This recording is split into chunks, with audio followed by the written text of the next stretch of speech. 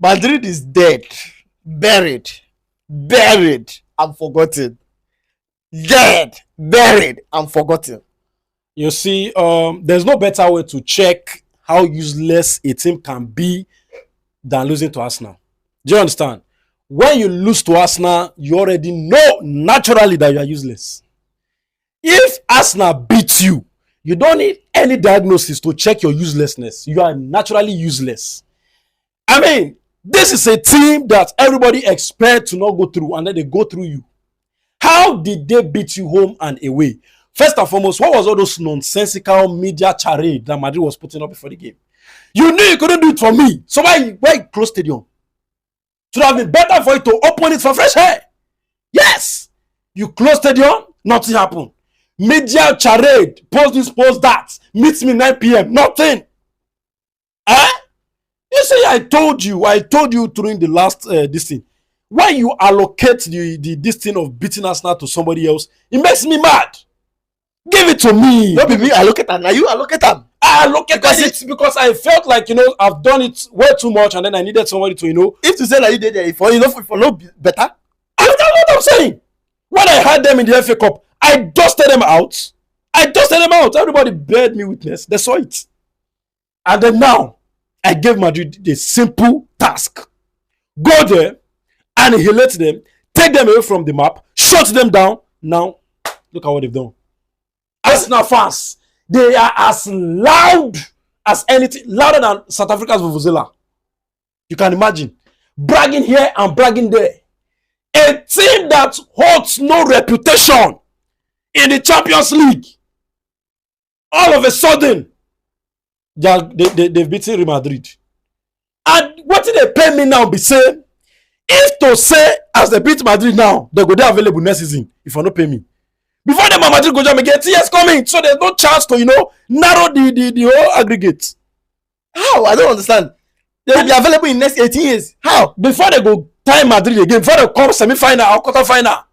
Oh. Yes. It is once every 16 years. And Madrid is used to, except the jam for group stage, they cannot meet.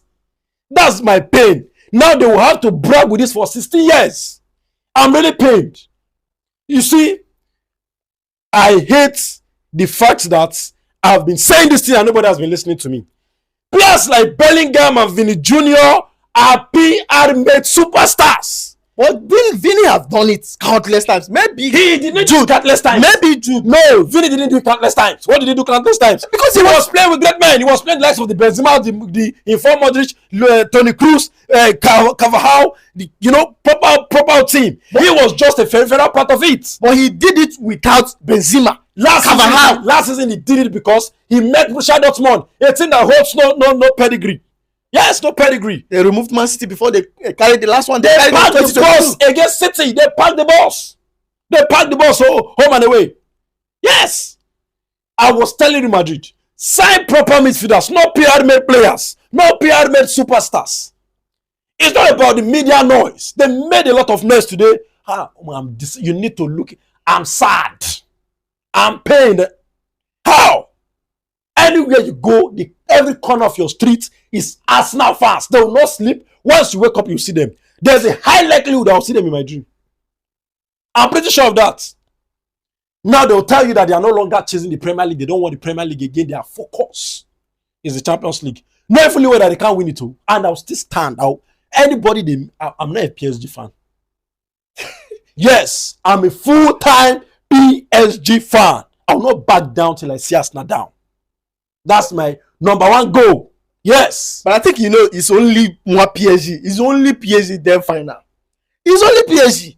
If they qualify for the final, I will support their opponent in the final again. I will not back down. If they win the Champions League, I will run away. Yes. That's what I will do. Yes. Even now, how body dare you with the Arsenal fans on ground? That's what I'm saying. I've never had peace. Never. They wouldn't allow you to have peace. When Saka got a penalty, I was like, my God, this shouldn't happen. When he missed, I was like, oh, okay, game on. When Saka scored again, I was like, it's over. When the equalizer came, I was like, okay, I have something to brag about. I say, the Bernabeu was held, the honor and everything. They didn't lose. It was not stained. All of a sudden, out of nowhere, Martinelli somebody we know is just a speed merchant who can play proper football, has now disgraced Real Madrid, scored at the Bernabeu. Imagine Martinelli's name being on the score sheet in Bernabeu. Oh, damn. Mbappe, Vini Jr., they need to go and sink their head in shame. Because they couldn't sink their head in the mud.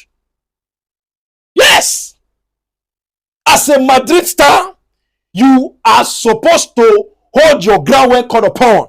That's why you are playing for Real Madrid. But I think the problem here is not finding those midfielders that will connect to the attack very well. Those attack also being able to open spaces. Saliba and all the midfielders are flooding inside the 18-yard of Arsenal. They couldn't allow you open space. Arsenal players know how to attack spaces. See, the problem today was not even about Madrid's midfield.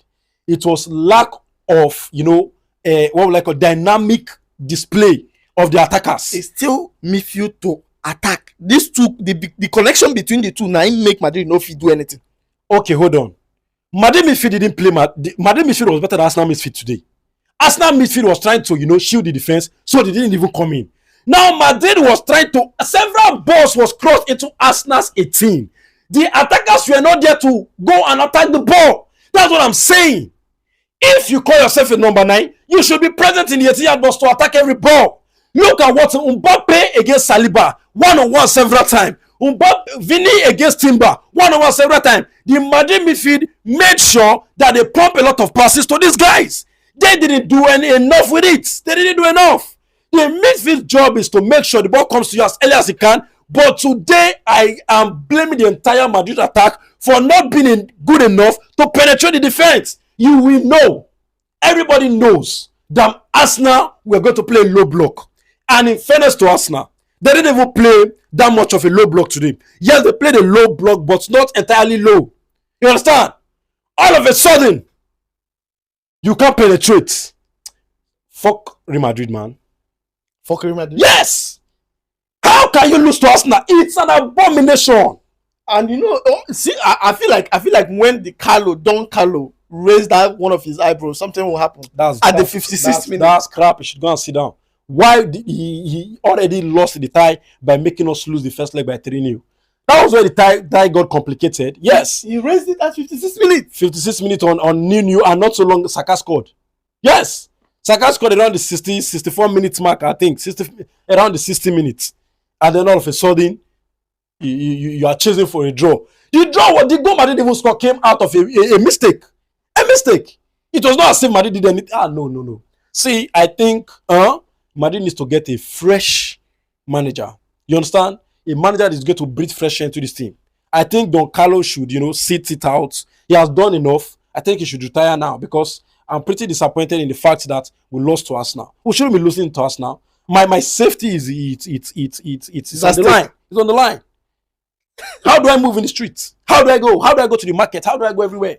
When all Arsenal fans, when they see you, they won't rest. It's just like they multiplied by the day. That's what I'm saying. This night now, 2 are waiting for me. Once I go out now, I have to go with security men to enter my room. Hopefully, okay, I'm not going to meet them. Now I'm sending a message to Chelsea, please. When they come to the bridge, please, do me a favor and annihilate them. That's just it. I thought it's now Champions League something. Why are you concerned about Premier League again? Anywhere I have an opportunity to host Arsenal, I will not let it slide. Anywhere, even if it's friendly. Yes. That's just it. All right. So any final thought of the game? Well, I think away from the whole band, I think it was a proper game. You get it. Arsenal were obviously tactically better than Madrid. They understood how to play in the 90 minutes better than Madrid. And much more importantly, I think that the better team qualified and they went through. That's just it. All right. Any message for Arsenal, for Madrid, stars? Well, I think they have only one title to go at now that is tangible, which is the league.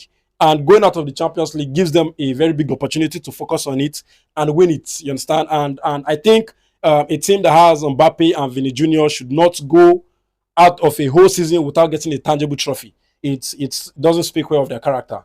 I hopefully they can work within themselves and get their hands on the La Liga title. Before I forget, that penalty incident, I want you to speak on it. Do you think those two penalty incidents were penalties? First of all, the penalty, that of Mbappe was rightly taken away. It was not a penalty. I was wondering what the referee was thinking about when he gave that as a penalty.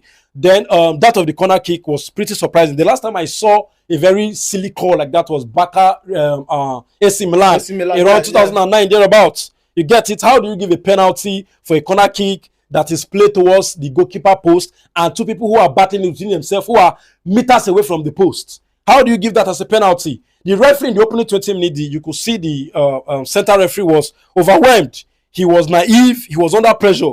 I'm disappointed in the way he officiated, but the way as the match progressed, I think his confidence also progressed with it. So the officiating was okay today? No, yes. In the larger part of the game, I think the officiating was all right. But in the opening minute, I think the referee was a little bit overwhelmed by the pressure and the demand to be fair and everything. That was why he was naive to go and give Arsenal the penalty just to show fairness, which was in fact a bias and a very bad call. Then what took them so long to confirm it? That was the second penalty, not the first. The first one was called straight away penalty. He saw it in the VAR, but the second one was too controversial. When something is not plain and the way it ought to go, that's why it takes so much time. If something is a penalty, it shouldn't take you less than 10-15 seconds to see it and then move out of it. Why are you checking it? Why are you checking and checking and checking? What angle are you looking for? If it's a foul, you're going to see that it's a foul once and for all. The foul by the correct on Mbappe was not tangible and should take the referee nothing less than 10 seconds to sit and let play resume. I think they need to work on themselves because the amount of VAR take away from the game makes it boring. The players will grow cold, the fans will grow weary, and then it becomes boring. I think if you look at the entire frame of the first half, that long VAR analysis took the pressure and the whole electrifying build-up that Madrid was trying to go with. And that was why they lost? No, that was not the reason they lost. I'm just saying, it's part of the reason why they couldn't, get something in the opening minutes, even if it's just a shot on target. All right. Thank you so much for your time. Thank you. Madrid dies. Thank you. No, I'm United. Oh, okay. United. Okay. This is just a sister club. Madrid is a sister club. You get it. And sometimes when your sister is, having an occasion, you go there to honor her. But back to my, top tier Europa League, where I go and shine like a star. Oh, See you on Thursday. okay, with us, all right. See you. No problem. All right.